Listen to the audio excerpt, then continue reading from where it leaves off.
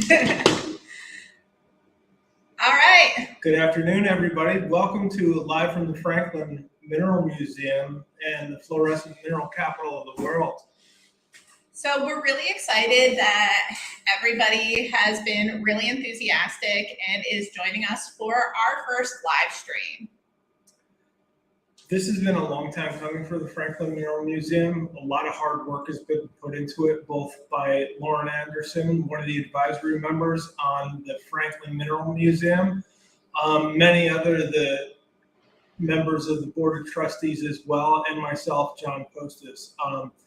What we'd like to do today is just go over a little bit about what we're going to be bringing you every month, as well as doing a little walk through the museum and kind of just shooting off the cuff today. Yeah, we have a slight idea of what we're talking about and a slight script, but this is really kind of what everything's about. There's so many topics that we can cover in relation to the awesomeness that is Franklin and all the different offerings there are. We're really excited to discuss not only the minerals. Of course, you see our beautiful wall back here of all the fluorescent minerals and our fun lighting so that way we can actually show it to you. But there's also a lot of history that goes on behind the scenes as well, not just talking about the mine, but the museum itself. And we want to be able to focus just little tidbits here and there, discussing all this fun stuff with people who may know a lot about Franklin and may have been involved for decades, but even some people that are really new to the community, even the residents in the town that don't know what lies beneath their feet. Exactly, and as Lauren said, we have many people that we're going to bring on throughout this broadcast, not today, but in our future, that have more knowledge than both of us, and probably both of us will ever have. Myself, I did not collect a mineral until 4 years ago, and I was introduced to it by a gentleman who will be on a little bit later. He's the town historian of Franklin, and he has what they call the Hamburg Road Mine. And he and the mayor of this town own that property. And 4 years ago, he said, you to go up there and dig around someday. Well, here I am 4 years later. I was named the president of the Franklin Mineral Museum back in January, and I fell in love with it. For me, the minerals are my history. My grandfather came to Franklin in 1903 from Hungary to work the mine. And at that time, Franklin was putting out advertisements around the world to support their mining operation. So as I said, I have a history here, and that's as important, if not more important, for us to get out there as the minerals themselves. I started collecting 4 years ago. I kind of like to self-collect, and I've amassed quite a collection of self-collected rocks. They're not number ones or number twos, but to me, they're number ones and number twos. It's more to get my hands dirty, go out and actually find these gems, like the ones that you see behind us, still in our town that are basically right under your feet in many cases. I'd love to know how many people go out in their yards and look for stuff, to be completely honest. I would. But and having family that's lived up here, I look back and say, why'd they sell their property? Because I could be having a really fun time there. A little bit about myself. I'm the main face behind the social media presence that you've been seeing on Facebook and Instagram over the past few months. I've collected since I was a little kid. My family goes back into Sussex County, New Jersey, prior to the Revolutionary War. And as a little kid coming up here to Franklin, I'm not from North Jersey. I'm a South Jersey native. She's a flatlander. Yes, I'm a flatlander. It's too hilly up here. But we would come up with and visit relatives, and I would collect. And we had boxes of fluorescent minerals, mostly reds, very, very little greens, actually. So I think I really, really dug all the red ones. And, just forgot they sat up in the attic for many years. And a few years ago, I got back into collecting pretty hardcore again. And, you know, my dad was just like, yeah, there's a box up in the attic. So I pulled the box down, bought a really crappy lamp. It's a horrible lamp. Buy a good lamp, that's all I gotta say. And from there, started coming up into the community, and now I go on different digs and everything else. How many years have I collected? Well, if I was collecting when I was like 6 or 7, That'd be 15 years. Yeah, 15 years. Maybe 16. Collecting between self-collecting in South Jersey and PA, buying minerals. I was huge, even though I don't have a huge online presence in any of the communities. I've been buying them for probably about 4 years online. So during COVID, I will say the museum's eBay site was one of my favorite sites. I bought a lot there. They were shipping a lot of packages to my house. But I've gotten some pretty decent finds that way. So, and I've been self-collecting up here for 2 years now. So many of you out there that are following us absolutely have seen the social media presence increase over the past 3 months. And we as a board have Lauren to thank for that. We've got a lot of excited new people coming to the museum. There's a buzz around Franklin that I don't think has been here for many years. And a lot of that is due to what we've done with social media.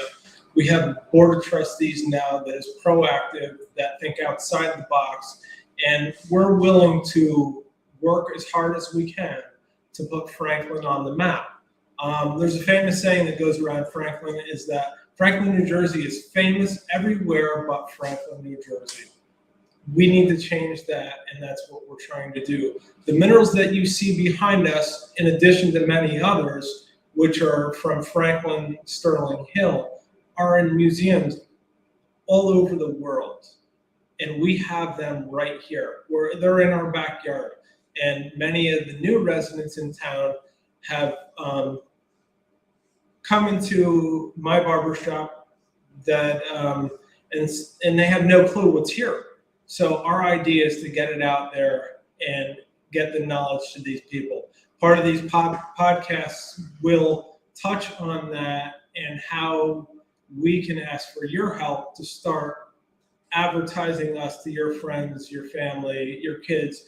What we need is that we need the younger generation in this to continue this hobby for all of us that love it. We actually had a group of people from the Midwest. I'm seeing some of our comments right now from Michelle, and how, you leave an area and then you're like, man, that kind of sucks because they had a bunch of cool stuff there. We, back in April, had a huge group come out from the Midwest here. I think there was about 6 or 7 people, and there were some from Wisconsin and Michigan, Ohio, Indiana. It was actually really cool to see them all come out for an event here. So, and yeah. I'm a Packers fan, so you're living in like an awesome place. We won't hold that against you either. As Lauren said, this all kind of started a year ago. There's a special pile of minerals that the Franklin Mineral Museum pulled out of what they called Mill Number 2, which was the last working mill in Franklin, and it closed down in 1954. The property down there was sold years ago, and what they did was they built a senior housing development. Well, Franklin Mineral Museum, with the help of Stephen Phillips, reached out to these people, and what they did was they were able to recover a lot of that material. That material is now on the Franklin Mineral Museum property. For many years, a group called Delaware Valley Earth Science, DVESS. Yeah. So they had what they called the super dig, and I guess the hobby kind of died out a little bit, but they couldn't get the members to help do it. So last year we started digs with the Franklin Mineral Museum on the mill site pile, and one of our local collectors picked up some very lovely material, a beautiful piece of axonite, and that's Dr. Stephen Q. Thames. You know, with that, I think we started the buzz. That was last year, and we ran those all summer. It increased, obviously, the income with the museum, but the finds that came out of there and that came out this year are absolutely incredible. And it gives people that are outside of our area to come and dig for some of the rarer materials. We had one, as we said, on April 23rd, and we have one more in October. So we're looking forward to getting you guys into that area and giving you the availability to find some of these rarer materials. And there's going to be many more things to come in the next year or two and over the next few years that Franklin Mineral Museum is going to put itself back on the map again. All right, I see we have a few more comments and stuff. This is the great part about going live. I can see all this. Yo, Chris, what's up? I'll be completely honest, with knowing the locale in Sweden, I only have a few minerals from there, so I can't even say how related they are. I want to say I feel like they're pretty similar in the ore bodies, but I don't know how many minerals off the top of my head. I know Mindat would probably, or Mindat, however it's pronounced, would say that. Yeah, that's one of, I think that's like the sister location. Yeah, I think it is as well. There, I know that, I believe Longbond is one of the two localities that margarosinite can be found, but I'm not sure of the exact numbers in relation to Franklin. And about us selling Franklinite, the museum does have an eBay site right now, so that would be the best thing, to just keep an eye on the weekly auctions. I mean, of course, we do sell in store here at the museum itself, but keep an eye out there. Yeah, also Franklin Mineral Museum is continually looking for collections to purchase. Some of that material that we get, we kind of handpick for specimens that are better than what we have. The rest of those are available at our spring mineral sale, which we had on April 23rd, and as well as our fall, which is the same time as the Franklin Mineral Show, which is now being held at Fireman's Park at 137 Buckwheat Road in Franklin. This year, we're changing the date, and it runs the weekend of September 16th. So again, if you're following us on Facebook and Instagram, all that information is updated regularly. Yeah, and we do have a list of different vendors as well when we start advertising that. So being if people aren't in the area, checking our eBay site to see what offerings are there. I have bought some Franklinite from there, so that is a great option. But we also do have a bunch of different vendors as well that you can get that. Right now, eBay is the only way we've been selling there. But yeah, definitely do. I think it's completely weekly that all the sales are going up. Yeah, Stephen, one of our employees, keeps up on eBay all the time. You'll always see new material once a week. I believe he rolls it out on Thursdays. So better late than never is here. This is Franklin resident and Franklin town historian Phil Crabb, and he's gonna make his way in here.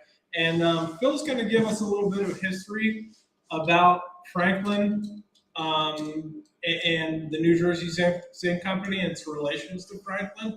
So let me just say for the record, this camera puts 60 pounds on me. I just came from a dig up on the High Street lot, on the Hamburg Road Line lot. It's very, very hot, like we all know today was, but they've got shade. They're actually having a little picnic up there. Oh, look, so they're not going to get sunburned and anything like that. Oh, for crying out loud. But where we're sitting is really the birth of zinc mining in Franklin. The odd thing is, right across the road here, right over by where the ponds athletic fields are, was where the Franklin Iron Mine started way before the zinc company started hitting on all cylinders.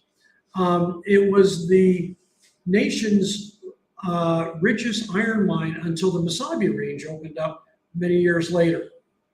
Well, that closed, but isn't it such a geological oddity that what would be the world's largest zinc mine was just across the street? And we're sitting in a building that was part of the first vestiges of when things began here. Mining started in Franklin. Zinc mining started in the open cut just across the road here. Those of you that grew up here, that's the big pit that's surrounded by a fence that's got the water in it. And the building that we're in now served as the powerhouse for all the operations that were here on what's now Evans Street, but back then was just a railroad bed that came out here to pull the ore up out of the open cut. If you guys can pull up here a second. If you guys Come a little closer. Phil. sorry to make this shake here. You got the whole camera, Phil. Go ahead. Okay. Thank you, thank God. The ore body here in Franklin started where the open cut is. That's where the ore body actually outcropped to the surface. It from here dropped down to a depth of the Empire State Building, the deepest part of which is underneath the pavilion in Fireman's Park, kind of curved to the left a little bit and ended up underneath Sterling Street, just past Pauline Riggio's store there. But the ore body itself, the zinc ore, is in the shape of fish hooks. For instance, on the west-hand side, if you can picture a fish hook, it has a little eyelet up at the top of it where you would put the line through, and then it drops down and makes a little hook. That's what the Franklin ore body looked like. From the west side, like behind Borough Hall, behind McCann's house, that little eyelet was outcropped and dove down on a 53-degree angle, and down where the hook was very, very thick ore. That's because the hook was formed by the once flat ore body folding over on itself. Now picture those hooks going all the way back through Fireman's Park, and the last point that the eyelet of these hooks was exposed at the surface was at the Hamburg Road Mine, which is the lot on High Street, just behind Main Street there. The reason why they called it the Hamburg Road Mine, even though it was in Franklin, was because the road that went by there, High Street, was the road to Hamburg at one time, before they had Main Street, before they had the highway. So that's where the ore body was, but it began here because the ore body was outcropped here. Now that was great because the early Dutch settlers that followed the Wallkill River up, it was very convenient to have this ore body outcrop because they could see it, and they walked up, they wondered, wow, what is this? And back in those days, there's a little bit of question about this, but what they saw, they referred to as Crystal Mountain. I would have loved to have been back there in that time and seen what they really meant by Crystal Mountain. But this operation here that we're sitting in, the Franklin Mineral Museum, we're going to post up pictures to show you all the infrastructure that was here to pull the ore up out of the open cut and to process it, drop it into ore cars that were on a railroad track that was the driveway coming in to the mineral dump, and then took them out by rail at that time. When it looked like that the ore was progressing farther north, that's when they decided to drop the Parker shaft, which is interesting because they missed the ore body by about a football field. What happened there was the drill core that they put down found the ore body, but they hadn't realized that the drill core curved at some point and ended up about 300 yards towards Main Street. So they thought they had ore right smack underneath where they were dropping the Parker shaft. That wasn't the case. That was in operation for about 10 years, and in the earliest 1900s, they made the big plant that many of you recall behind Herzenberg's, behind the company store. And that was the Palmer shaft. They actually referred to it as Mill Number 2. And that operated until the end of the Franklin mine, which was on September 30th, 1954. That Palmer mill shaft dropped on a 53-degree incline. That was put, by choice behind the ore body. Why? So they didn't have to leave ore in to protect the shaft. And they wanted to protect the shaft, not so much for the safety of the Franklin miners, as for the purpose of making sure they could always get the ore out. Well, like I say, that dropped down to a level of 1,150 feet, the height of the Empire State Building, and the bottom of that shaft still sits underneath the pavilion in Fireman's Park. So that's a little brief type of overlook at the ore body and the mine here, and the significance of where we are now, because the original building that powered all of the infrastructure to pull this ore out of the open cut across the street here is now the mine replica of the Franklin Mineral Museum. And we'll have more to talk about that at some point. So. Yeah, I mean, it's pretty cool when you think we're in a really, really old building here and we're still getting all the Wi-Fi capabilities to live stream to you all. They'd be rolling over in their graves, some of these miners, let me tell you. Yeah, I mean, hopefully they'd be happy with all the cool stuff we're doing right now. This is pretty awesome. Yeah, cool stuff. Definitely is. So anything else that you'd like to go over, or I'll leave you guys back to I'd like you to go over that way a little bit, because you're rubbing elbows with me, buddy. But no, I think touching briefly on the history is an important subject, and how the Franklin Mineral Museum got here and why it's so relevant today. Through World War II, a lot of the zinc was used for galvanization in the ships. Supported the war effort. A lot of residents of this town fought in many of the wars, and the relevance of what Franklin was and what it still is what we want to start to bring out and bring to light through our podcasts. It's very interesting, and Phil will be one of our guests probably more often than he'd like to be, because we'll touch upon the history, and not just the history of the mine, but the history of the makeup of the town and its different ethnic groups that came to town and work it. I'm looking forward to it. That's a good point. One of the biggest parts of Franklin's legacy is it was truly a cultural melting pot by virtue of the zinc company hiring a lot of these, Western Europeans to come over to work. Now, I grew up 10 years after the zinc company closed, but we all learned how to say greetings and curse in 5 different languages. But yet nobody was considered a minority here. I mean, Franklin just was the true company melting pot, where the company was very paternalistic, and it all kind of meshed, it all kind of synced up. The fantastic thing with the platform we're using, as some of you are watching from Facebook, we have had a few people that have hopped on YouTube, and this will be saved on both of those platforms. But as we do have guests such as Phil, there's a lot of different historical pictures and documents that we'll also be able to share during our live stream. So you get the whole story then. You can see the images and see what there used to be.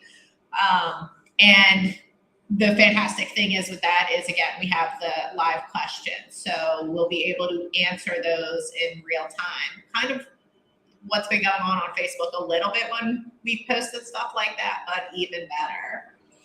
I'm kind of excited about 3 a.m. questions gotta stop though. If my watch goes off, then it wakes me up. So whoever it is, knock it off. But the funny thing is, as I figured it was you, Phil. As we're doing this, I had one of the local mineral dealers and collectors reach out to me. So I'm not going to tell you who it is, but next month's episode will be this gentleman, and he's chomping at the bit to do it. He couldn't wait to be first. I mean, other than the three of us. Well, I mean, right now we're scheduled to go monthly. We may do even more often. We're planning on live streaming from all of our different events. So when we have our July pond swap, we'll be live streaming from that. The Franklin show in September, again, live streaming. Any of the special events we do, but this is something that's really super easy that we can hop on whenever we think there's something cool we like. Yeah, we're gonna live stream tomorrow and go ahead and do it. So there will be a bunch of different guests that we'll have. Phil, of course, is going to be a recurring guest and everything else. But yeah, we have a few others. We'll be focusing on some of the different collectors, and a lot of these are people who have gone out and they self-collect here. And we'll also be doing a highlighted series with some notable female collectors as well, because I think that is something that kind of gets lost in the shuffle some too. And there are some fantastic women out there that have been spectacular mentors to me, really getting deeply involved in this community. So sharing their knowledge, sharing other collectors' knowledge as well. There's some that have been collecting 40, 50 years, and just what's in their brain it's insane. It's overwhelming to listen to them talk because there's just so much knowledge there. Well, kids, what do you think? How's everybody doing? We did all right? Well, we do have a few questions. Okay. We had a few displays at Edison. We weren't selling anything at Edison. I'm not sure how many fluorescent dealers were there, but we did have some really cool display pictures that I hope you guys saw on Facebook. Live sales. We've kind of thrown around that idea. I don't know what the future is going to bring for that. As of right now, I can't say. Yo, Kelly, what's up? It's a work in progress for live sales. I will tell you that in the future, in the very near future, we are going to start doing auctions at the museum for our minerals. We find it's a way we get people to come out to the museum and not only reintroduce themselves to it, but also see what's new here. So I would say over the next 3 months, be on the lookout. It'll be blasted all over social media for our auctions at the museum itself. The other thing, touching upon Edison, Franklin Mineral Museum will have a larger presence at Edison next year. So whether that means we bring minerals to sell, or we have some of our trademark shirts and things like that, but we will have a larger presence there, along with the collections that we bring down there every year. Yeah. I mean, we do get that about the people, because this is the one comment too about doing the live sales, is for people who don't live in the area.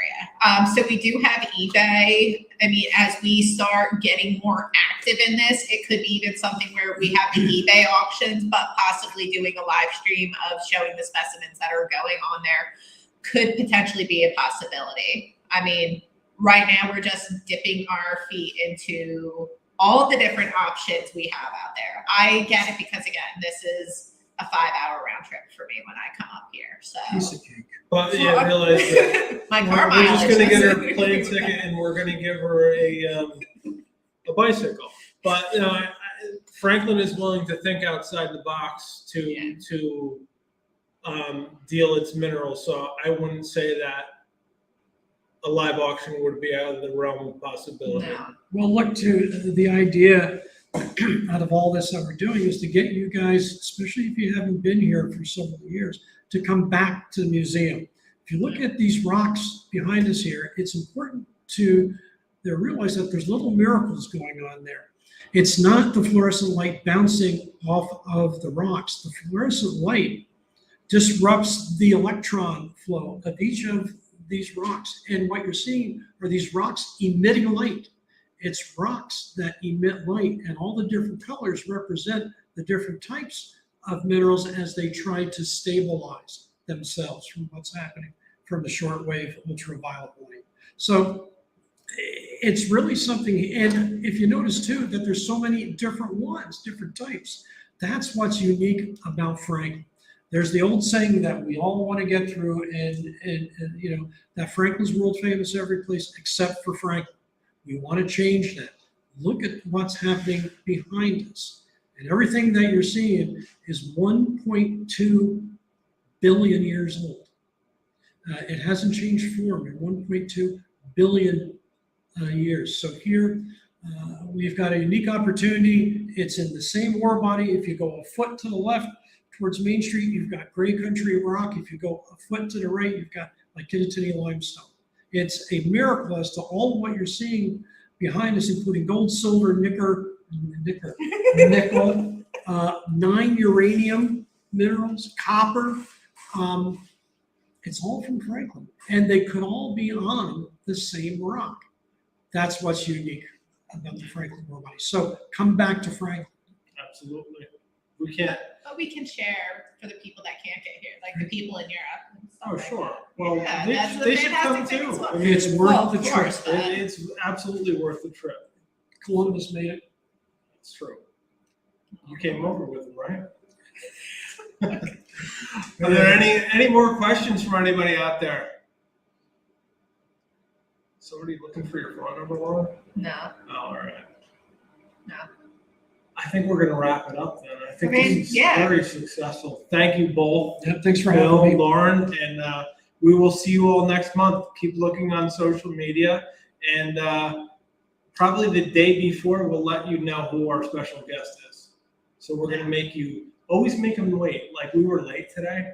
Isn't that it in show business? No, You always make them wait. We don't want to make people late. Make Like them we come don't want back to be from- late, but yeah, but we should be on. We need like a cool entry video. It's what all we Phil's need. fault. That's all I'm going to That's say. what we need. We're working on a lot of this. This has been fun, and thank A you. bad haircut, by the way. was because of this. Hey, if you're ever in Franklin, Posta's Barbershop. It's got the finest self-collected mineral collection in Posta's Barbershop. Peace. Thanks, everyone. Thank Thanks, you. everyone. Thanks for joining.